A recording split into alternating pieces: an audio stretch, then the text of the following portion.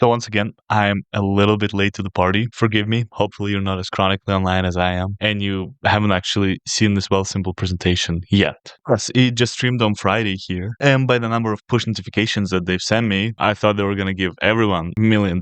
There were so many push notifications. That's insane. But anyways, I missed it. The actual live feed, because look, it was Friday. It was middle of the day. I don't know how so many people, I think it was like 30,000 people made it. I guess people work different jobs, but yeah, I think my time here in Alberta, it was around about 3 o'clock when it came on. So I was like, or 1 o'clock. So I was like, even if I was in Toronto somewhere, I would not be able to watch it. But anyways, obviously I viewed it pretty quickly after. I actually forgot about it for a second, but then I've seen this big announcement. And this kind of makes it easy to summarize what's going on. I'm not actually going to go through the video, but once I watched the video, I realized that it's actually missing a couple things here. And obviously none of these are exciting. I mean, authorized traders, most people don't need this.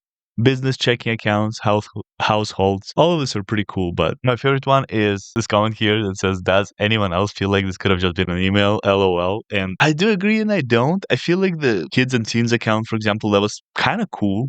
I feel like authorized traders was kind of cool. Wealthsimple households, I feel like that's already been a part of Wealthsimple. Maybe I'm crazy. I need to rewatch this because when I looked at it, the guy here actually put all the timestamps here, so it's really, really great. I love that. Okay, let's look here. I think, oh yeah, I did see that. So, okay. So it is just people in a household. I could have sworn it has been introduced before. And my favorite part, actually, I feel like the Reddit thread missed it. There was a couple things like this 35% off global and North American phone plans, where they were talking about a phone plan that's like $60. And actually, if we scroll a little bit further here, you'll see the comments are just popping off. I was like, that's pretty funny. Yes, $60 phone plan.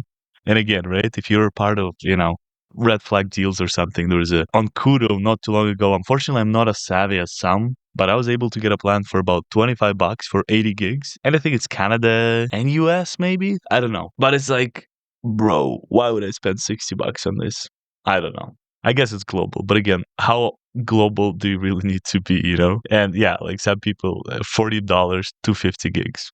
No clue. But anyways, there was another cool thing here that I found. I know it's just kind of like the interface itself. I actually really liked it. So, I mean, this is very simple, I guess. I like it. Add money, allowance, lock card. But also the May interest thing. I suppose they show the interest on the card. And of course, I think 225 is again for the highest tier of, I think, generation client. Let's give it one sec here. Let's take a look. Oh yeah, this is it. Parent paid interest was something really interesting. I mean, my understanding is as long as you keep the money and don't spend it all, the parent will actually pay a little extra interest. So you as a parent, not me, no kids, but you as a parent can give them a little incentive. And I think here they were saying it goes up to 10%. So, there's $1,000 for some reason. And yeah, if your kid can just leave the $1,000 there without buying the latest Xbox and a bunch of games. I don't know if Xbox is still a thing. I've heard they're not doing very well. I guess it's PS5 right now or Switch. But anyways, yeah. So, you leave $1,000 and incentivize your kid. Yeah, give them 10% parent paid interest. And, in 5 months, all of a sudden they can actually afford the Switch and they still have the $1,000. I obviously did not have that growing up, but it feels like when I've seen that, even the most basic savings account at RBC, when I was like, oh my goodness, it actually gives me $1 back from thousands of dollars that I have there because their interest rate is complete garbage. But anyways, it's more about like money, making money. This concept I feel like is foreign until you actually see it, So anyways, and as a kid, if I was able to do that, I would really get a better understanding of investing and saving. I mean, I was never really bad. I was never an overspender, but still, that's really cool habit building tool. So I do like that.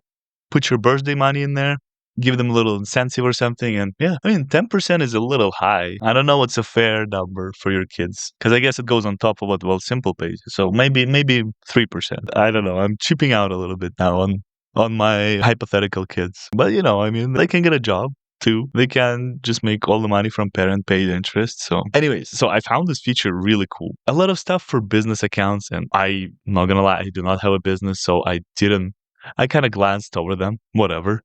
Cash deposit locations, I also missed that because because it just says cash. And of course, I don't think it's going to be introduced. Oh, okay. That's actually a lot more locations than I thought it would be. I mean, I just expected 5 locations around Toronto, maybe a couple around Montreal, and that's it. Some in Vancouver.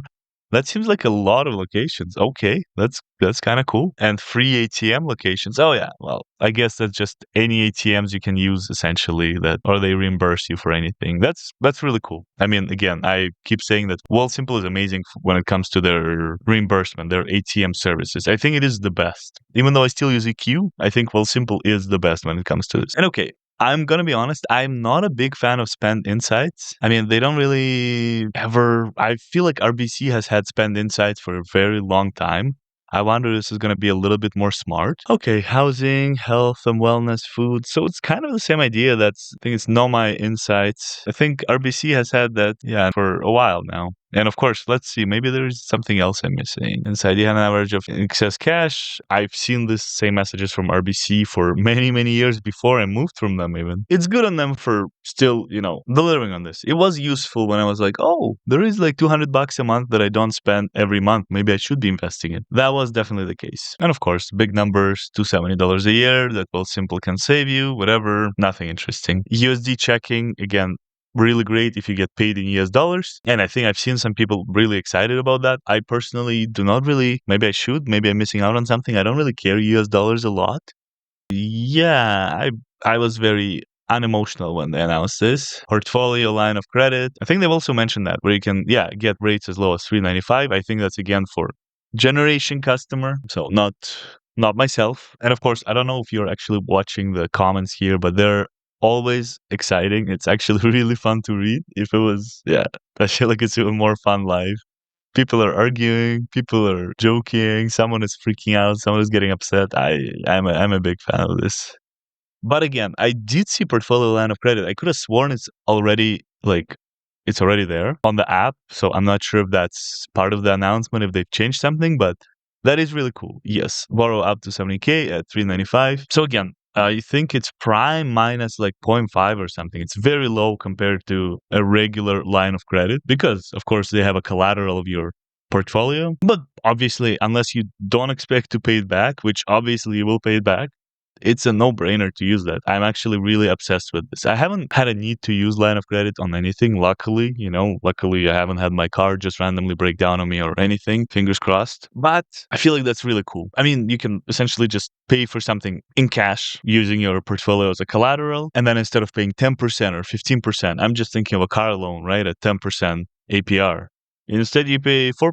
I mean, maybe I'm missing something, and please let me know if I am, but that seems like a no-brainer. Again, if you cannot, buy the whole thing cash, and if the dealer is offering you 6%, there is absolutely no reason to not do this 4% interest rates portfolio line of credit. Take it out, just pay the whole thing cash. If that's allowed, sometimes they give you, right, like a cheaper, better deal if you pay over the, 60 month or something. But anyways, it's very, very interesting. This is very, very cool. Again, I haven't had to use this feature yet, but I'm really excited for it, like too excited for some reason. Oh yeah, of course. And I think what they're showing is a person with how many? 180 plus 15 plus 5, so 200K. Okay. In their account, so they can do 70,000. Okay, that seems reasonable. So then, wow. So they can just get 40K at this interest rate, and that's how much. And they actually show how much it's going to cost monthly to service this debt. That's really amazing. I'm loving it. I mean, I had to take a little bit of money from RBC line of credit, and it was okay. It was just a standard procedure, but this feels a lot more like user friendly. You're like, okay, this is how much I can take out. Like, it's pretty awesome, man. I'm fanboying over this line of credit feature. I do not know. And yes, just a little infographic here, which I believe that $17 a month versus 120. It's pretty significant. Again, right? If you have credit card debt, well, I mean, then you probably shouldn't be putting all that money into S&P 500 that probably does not give you 21% back every year consistently. But hypothetically, if for some reason you just put a big bill on your credit card, you don't want to sell anything from your portfolio, just taking this out makes perfect sense. Wow. And overdraft protection looks cool. I mean, I'm again slightly confused about how this whole overdraft works. Oh yeah, and I guess I was looking on Reddit. It's kind of not a very popular feature, the monthly millionaire, which is, I guess they're just going to give $1 million to a random person monthly based on how much money you actually put into your account, which, of course, I think it was a little bit controversial. I was talking how all this money is going to go to higher net worth individuals. At the same time, it's like, okay, I think that's business-wise, right? Like, I think that's what they're going for. They want people to transfer as much money into Wealthsimple as possible. I think they already have about $140 billion in assets. I mean, managing this much in assets. So I think they're doing okay. But of course, the more, the better. So it makes sense they're tailoring this to higher net worth individuals. So more you deposit, the higher chance you have of actually making some money, actually winning the $1 million.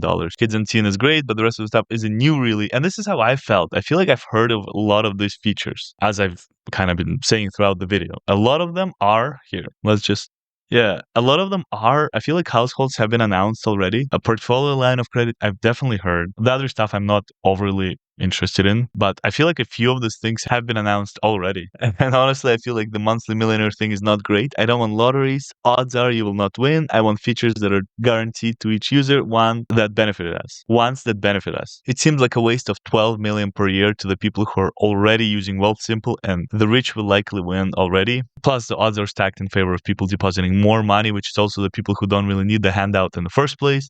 The world economic system in a nutshell, people with money get more money. Okay. And again, right? Like, yeah, as a, from human to human standpoint, I obviously want, the most vulnerable in society to get a little bit of support, especially from big corporations. But at the same time, as a big corporation, giving out, while it is a lottery system, it's a fairly fair lottery system in terms of these are not the random numbers. This is how much money you have deposited. So technically, by depositing more money, you actually increase the odds. I think it's not necessarily like the lottery, or it's a type of lottery, right? But it's not fully randomized. You do increase the odds the more money you deposit into it. At least that's my understanding.